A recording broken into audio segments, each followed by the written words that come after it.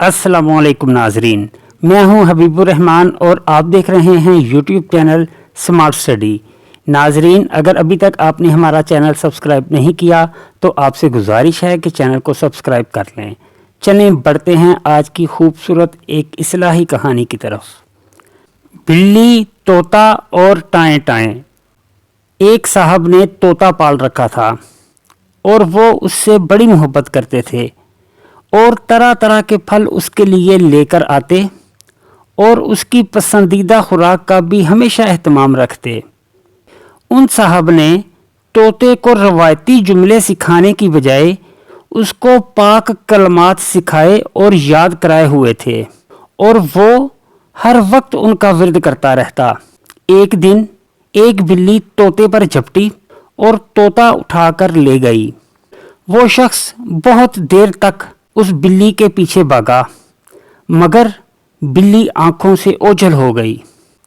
वो साहब रोने लग गए, इतना रोए कि उनकी हिचकी बंध गई।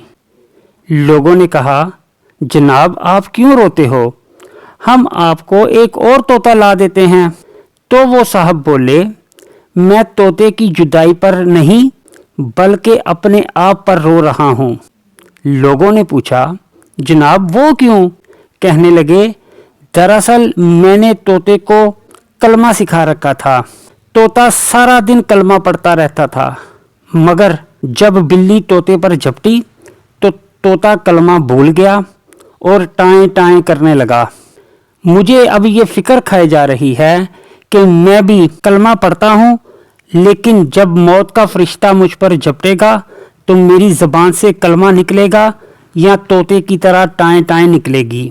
मेरी बहनों, बेटियों और भाइयों, कलमा तो हम लोग भी पढ़ते हैं, मगर जब कोई दुख या गम हम पर झपटता है तो हम कलमा भूलकर तोते की तरह टाएं टाएं करने लग जाते हैं और इस टाएं टाएं में ये भी भूल जाते हैं कि उस करीम अल्लाह के सिवा हमारा गुजारा ही नहीं है।